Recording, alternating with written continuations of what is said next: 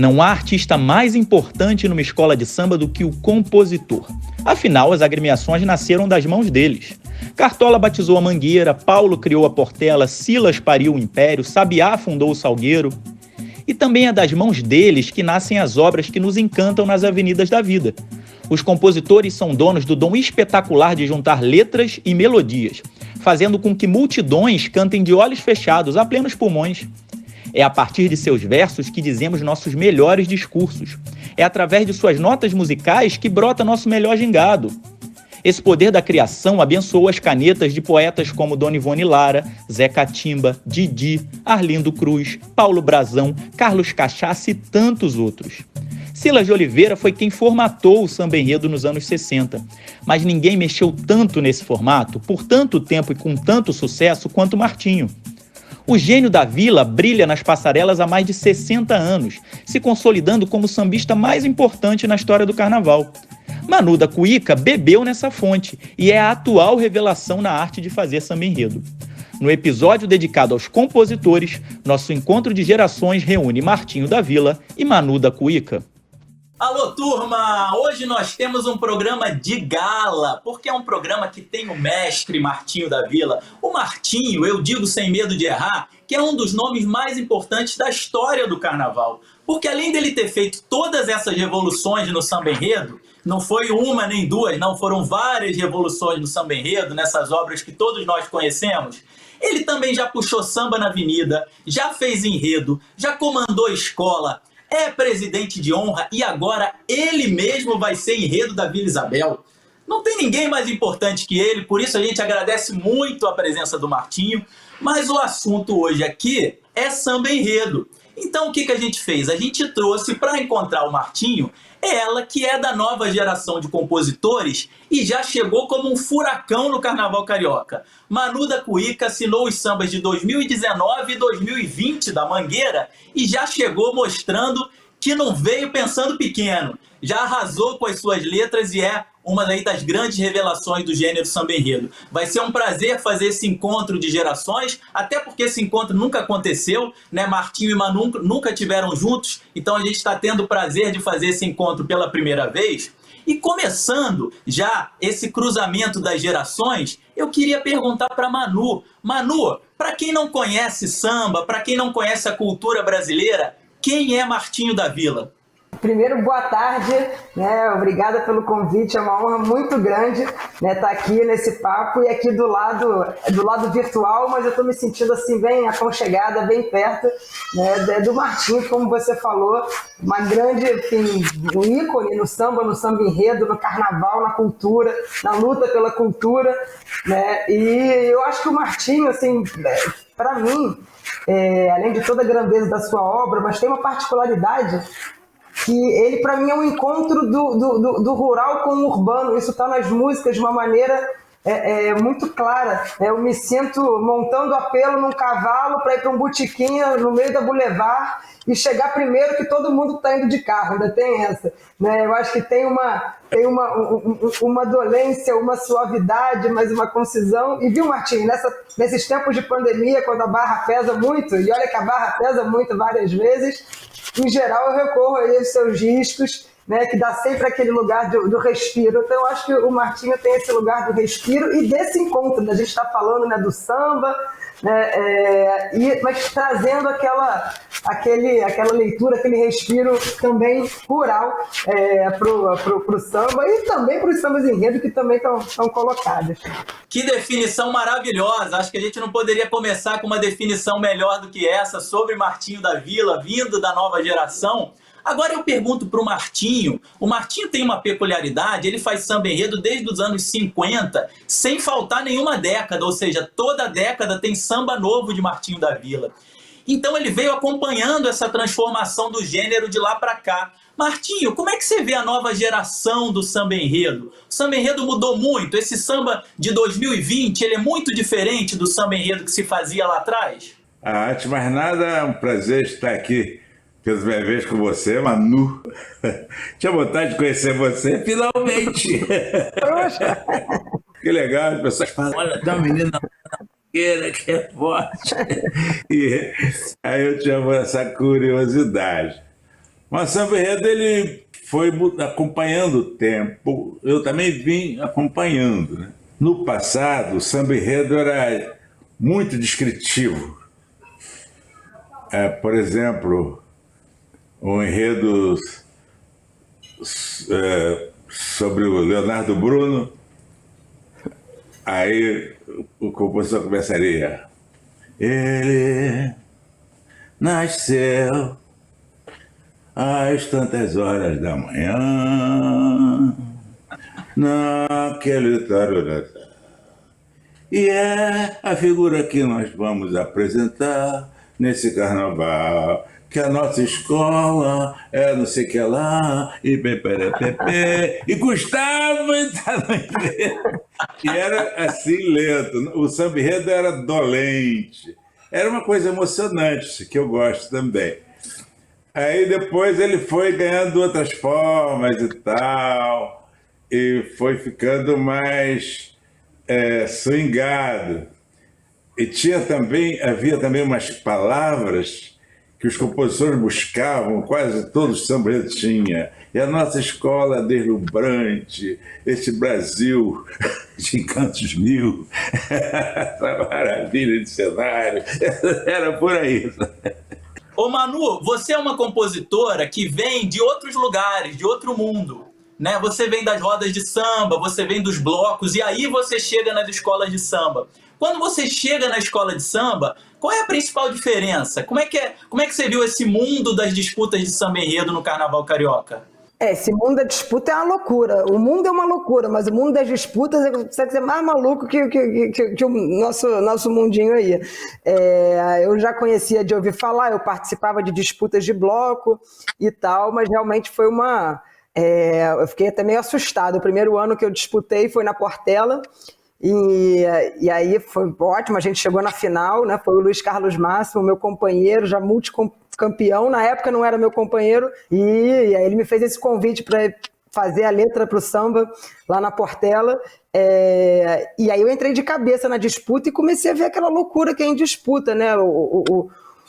Tudo que movimenta, é torcida, é camiseta e chama e tal. No final a gente nem lembra que fez o samba. E eu espero nunca me acostumar, porque eu acho esse modelo um modelo ruim. Eu acho um modelo, né, pouco democrático, um modelo que exige, que acaba sendo muito caro, né? Não porque tem uma regra que mande ser caro, mas é porque é como as disputas funcionam, e se as escolas não intervêm, elas vão ficar funcionando assim. Então eu espero não me acostumar, sempre estranhar e tentar aí, enfim, pensar em outras formas de disputa, em que o samba fique mais evidente, né? E não toda a parafernália que vem no entorno. É que você não pegou um tempo bom, você parece que é da antiga.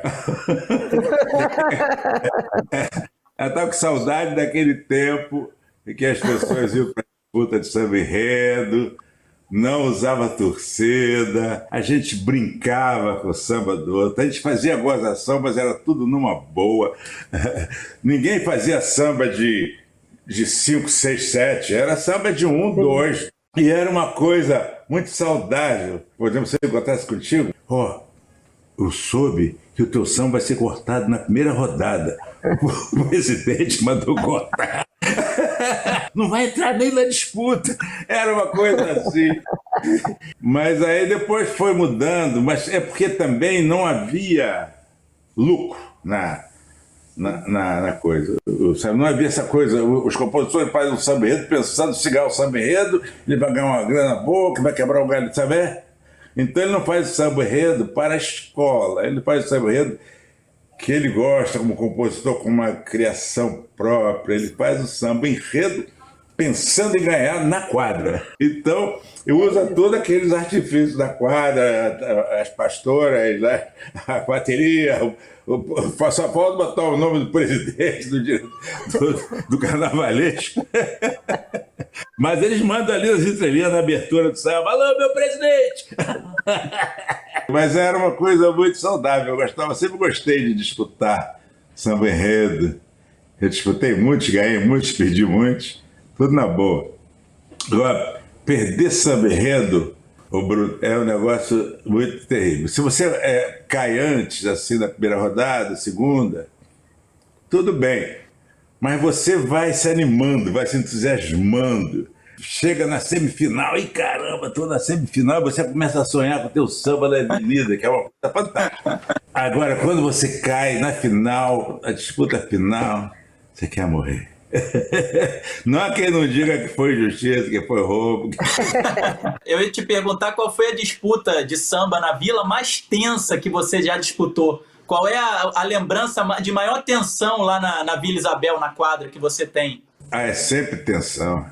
Disputa de samba enredo, quando chega a final, é muito tenso mesmo. Eu lembro, se posso falar de alguns assim, que até nem foram para a avenida, porque a gente pensa numa coisa, sonha, aí você fica aquela coisa dentro. Aí quando você não perde a disputa, você fica, puxa, não perdi só uma oportunidade de mostrar um samba na avenida, mas também de mostrar uma ideia nova, mostrar uma outra forma.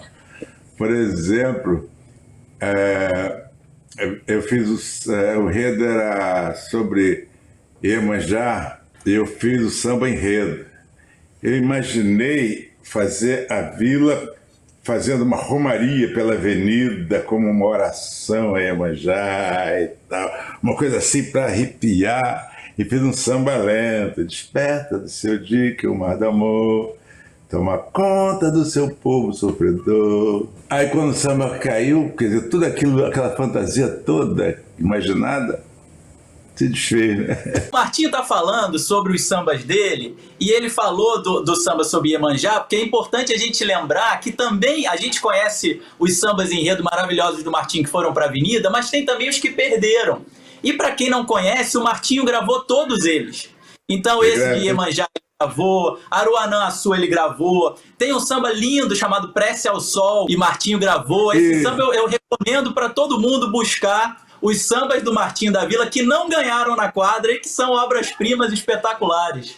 Esse aí do Sol, você falou do texto, esse aí eu achava que samba, aquela época a escola de samba estava mudando, estava muita confusão, aí eu fiz um samba que era uma prece, o sol, vem lá com sua energia, para a gente falar da alegria, do tempo que o Rio era feliz, como o Rio era feliz.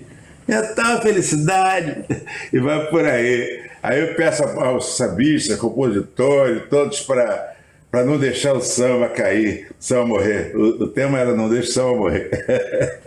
Para mim, assim, eu tô recente nisso, mas também já tô perdendo aí também como manda o manual. Mas dá aquela sensação, né, de que aquilo não existiu. O Martinho, ele grava e aí ele dá pra gente, né, o privilégio de poder ouvir esses sambas que a gente não ouviria se tivesse ficado ali. A sensação que dá é como se toda aquela construção, você começa a fazer, sei lá, o samba em julho, agosto, você passa ali 3 meses envolvido com aquilo, que você leu a sinopse, você releu, você pensou numa melodia, num verso, numa rima, numa construção, numa ideia, e de repente aquilo tudo...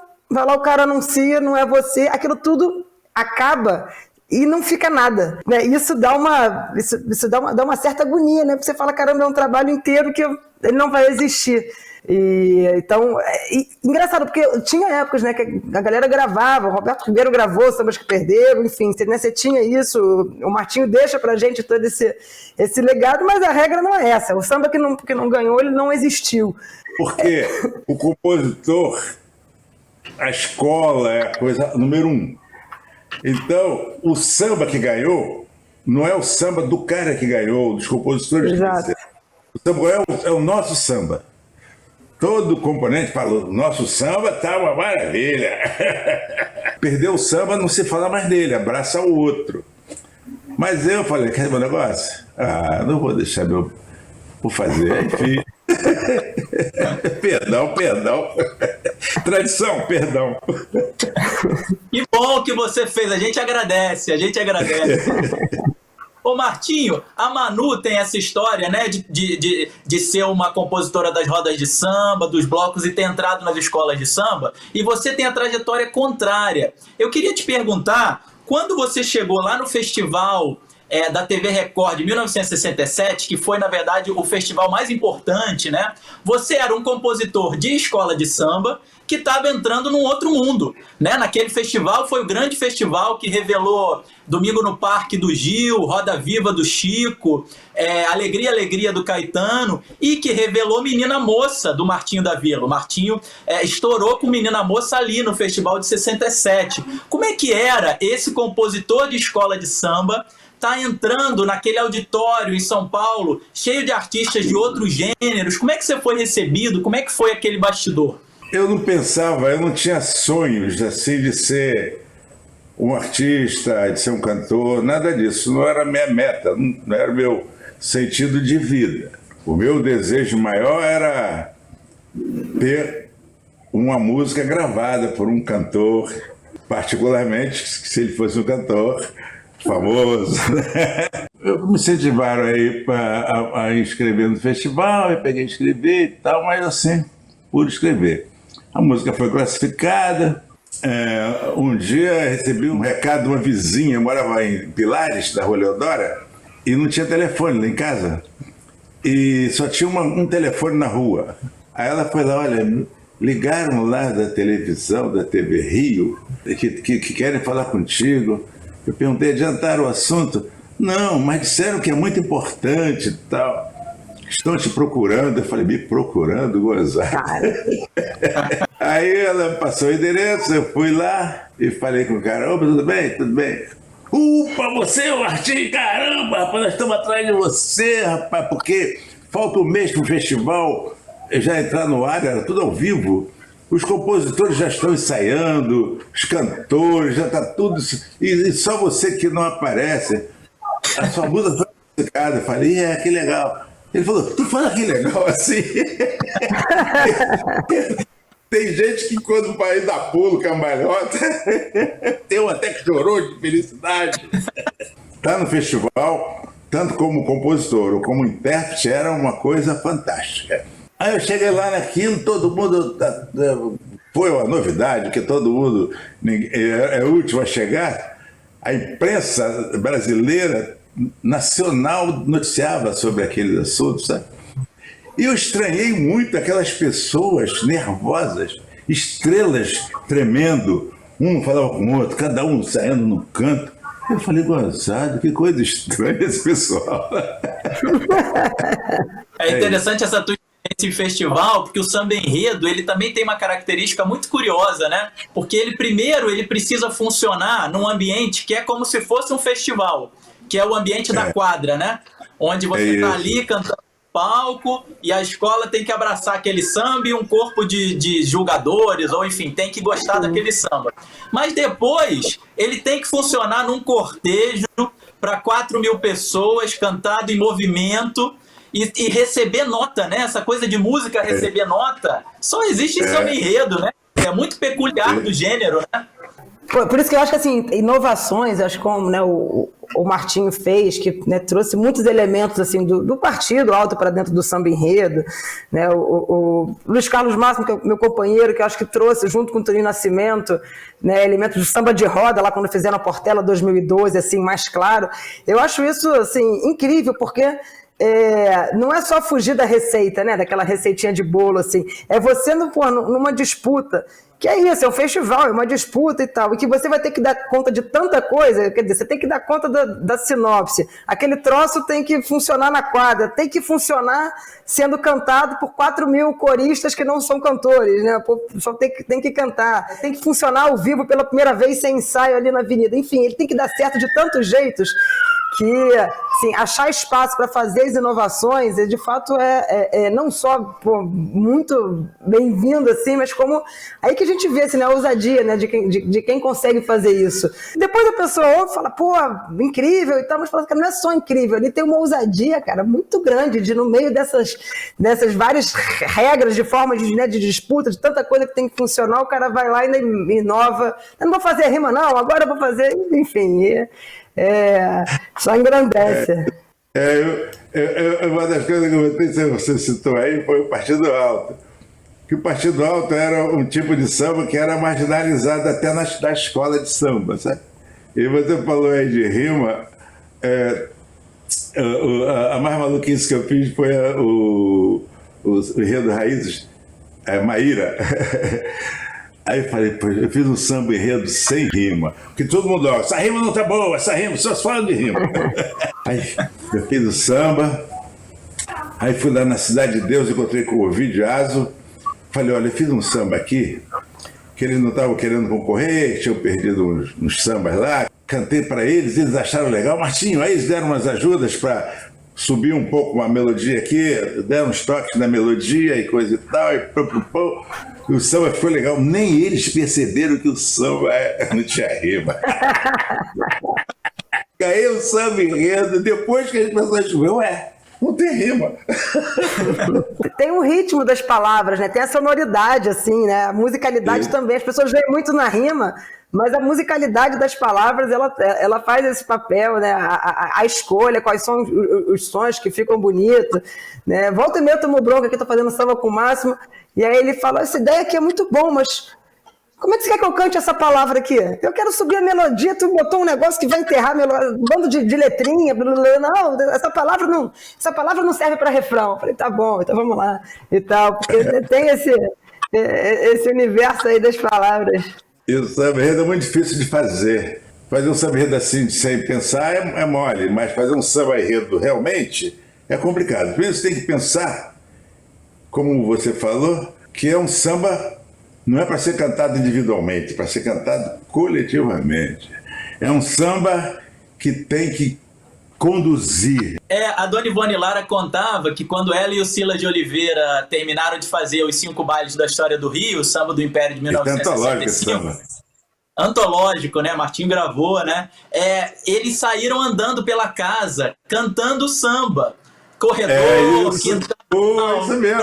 O samba pegava enquanto você tá desfilando. Isso é sensacional imaginar, né? Ô Manu, eu queria aproveitar que a gente está aqui nesse encontro de gerações, falando da obra do mestre Martinho da Vila, e pedir para você, como representante dessa nova geração, que fizesse uma pergunta para o Martinho. O que você queria perguntar aí para o nosso mestre? Manda aí. Vambora, vamos ver. Essa cai no Enem. Martinho, assim, algumas décadas a gente tinha uma tribo do samba, né, com compositores que muitas vezes faziam samba enredo, mas também faziam sambas, né, de meio de ano e conhecido pelos dois, né?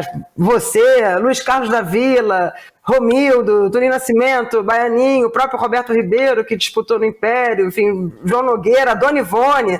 De um tempo para cá, são dois mundos diferentes, né? E eu digo isso porque eu venho das rodas de samba, né? E quase que 2 mundos que não se frequentam. Você vê desse jeito? E se sim, por que você acha assim, que, né, foram fazendo essas bifurcações? Eu acho que foi aquela coisa que eu falei do compositor fazer o samba para ganhar. O cara, o compositor fala, já tem um refrão. Ele faz o refrão antes de, sabe, de ler a sinopse. Ele viu o título enredo, ele já fez o refrão. E o refrão que é importante, entendeu? E isso virou uma forma, um padrão. E também a coisa de fazerem muitos compositores o samba enredo, eles fazem os sambas enredos de quase todas as escolas, são feitos pelos mesmos caras. Então ficou um formato, entendeu? Que agora é difícil. Agora, quando alguém tem coragem de fugir da fórmula, ele se dá bem. Ele fica diferente, todo mundo chama atenção. Caramba, isso aí é que é samba enredo.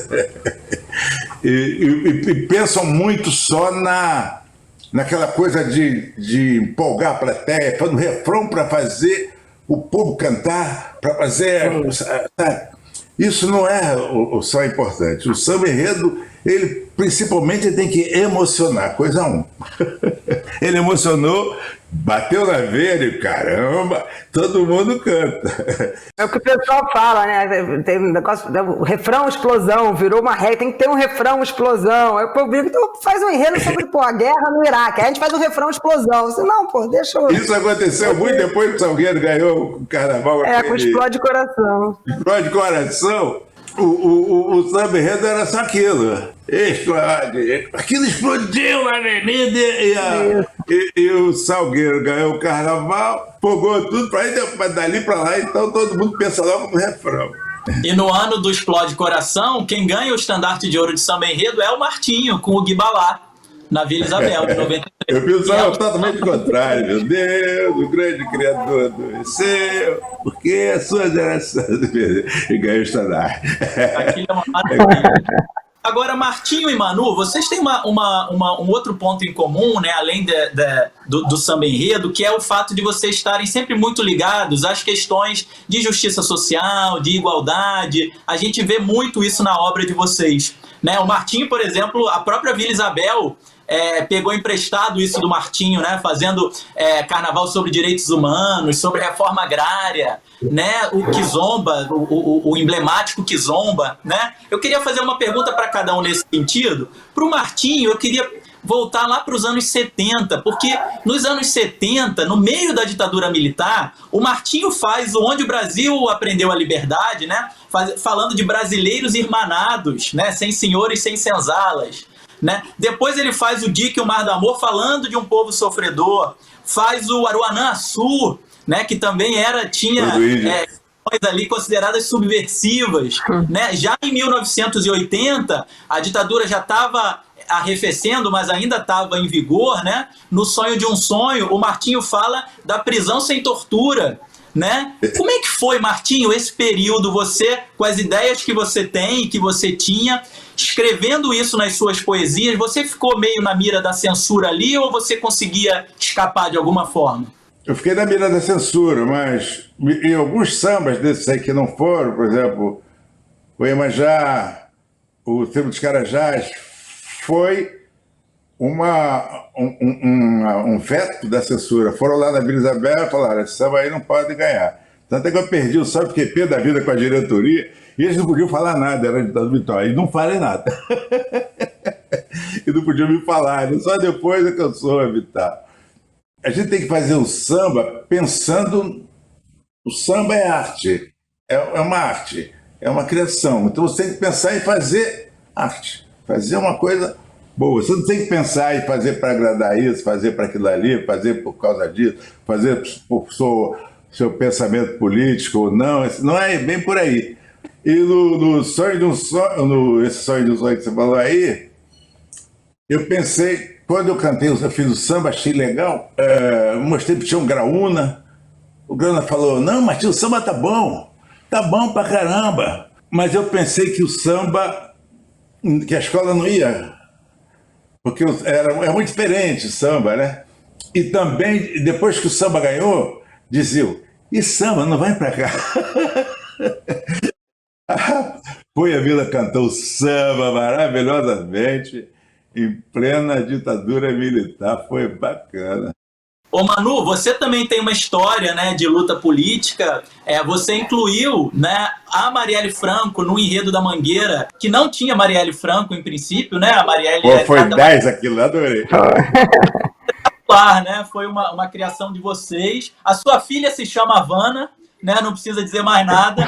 Então eu queria saber, esse samba de 2019, a gente não vivia uma ditadura, mas a gente vivia um momento muito complicado politicamente no país, né? Queria saber para você como é que foi, né, esse período, quando você compôs esse samba, né? Quando esse samba foi para a rua, e também 2020, né? Que é quando vocês entram em um outro terreno, que é o terreno religioso. Então fala um pouco pra gente desses dois sambas, sobre essa perspectiva da pressão externa por conta dos temas. Olha, de 2019, o samba teve para perder muitas vezes, né, nas disputas, por diversas razões, mas uma delas, sem dúvida, era porque a gente, né, falou a gente falava assim, né, a Marielle, ela não está na sinopse, mas ela está no enredo, né? A gente está falando das pessoas que lutam por um mundo mais justo, né?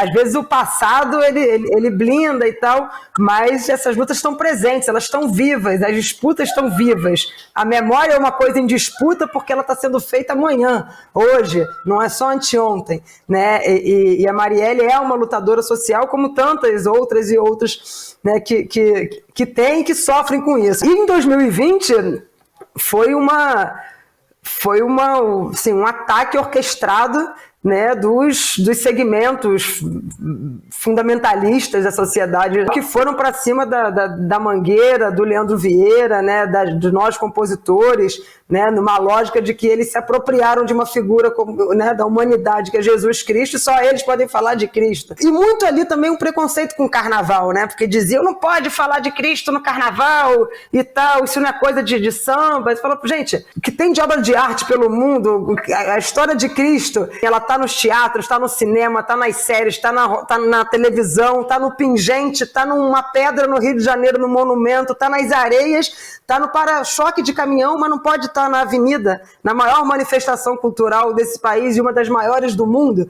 né? Então, ali também teve muito aquela coisa de querer empurrar o carnaval sempre para ser uma coisa menor, não pode ser uma coisa grandiosa, como se ele não fosse um desfile de escola de samba não fosse uma grande obra de arte, é uma das maiores do mundo. Tem que ser algo que envolva, que emocione, que as pessoas, né, se sintam envolvidas e que se sintam provocadas, né? E às vezes a provocação é pela reflexão, né? A gente colocou em 2020, favela, pega a visão, não tem futuro sem partilha, nem Messias de arma na mão, né? Estamos aí vendo essa pandemia que, por falta de partilha, a gente está sem vacina, sem seringa, sem nada. Então, eu acho que esse lugar provocativo da arte e também dela entender onde ela está inserida, né? A gente vai falar do quê? O compositor fala do que ele quiser e a arte tem que ter essa liberdade. Agora, essa liberdade também significa falar das nossas feridas, dos nossos enfrentamentos, das nossas trincheiras. E eu acho que não tem um palco melhor do que esse, do que, enfim, a Sapucaí. Ô Manu, eu queria te perguntar agora uma coisa. A gente falou até agora de várias obras-primas do Martinho que foram para a Avenida, vários sambas enredos da Vila Isabel. Eu queria saber se você pudesse escolher um que você gostaria de ter feito, aquela obra que você gostaria de ter assinado embaixo do mestre Martinho, qual seria? Para tudo se acabar na quarta-feira. Eu acho que tem, olha que tem muitas, né? Aprendeu essa liberdade. Essa é uma que eu falo, porra, como é que eu não falo essa? Mas é porque tem um encontro ali. Eu andei ouvindo esses dias tanto essa música, eu acho que essa aí é de uma qualidade, uma singeleza no melhor que esse termo tem, assim, é você conseguir captar, assim, né, pegar o amor da porta do... eu acho que é esse. Fico feliz. Esse samba foi muito legal. É porque ele fala da construção do carnaval, né? Das pessoas que fazem o carnaval. E você falou intenso, foi um pouco tenso no final. Porque estava eu no final, acho que era com a Mariazinha, uma compositora da Vila. Eu tinha sofrido um acidente e tinha saído aquele dia de cadeira de roda. Como eu morava no Grajaú, eu fui lá na quadra da Vila. E fiquei lá num canto, lá fora, lá no cantinho, lá sossegado. E o samba o Gera não estava conseguindo cantar o samba bem. Aquele negócio de querer disputar, cantava apressado e o da Marizinha estava crescendo. Falei, caramba, vou perder o samba. Aí na última rodada, acho que foi o Capitão Guimarães e o Aldir, os amigos meus, falaram: Martinho, você vai ter que ir lá. O capitão mandou chamar você ir lá porque o samba o outro samba está crescendo e você tem que cantar lá. Eu falei: mas como é que eu vou? Me pegaram, me levaram lá. Eu subi quebrado, cantei o samba do jeito que é e levou, foi muito legal, cara.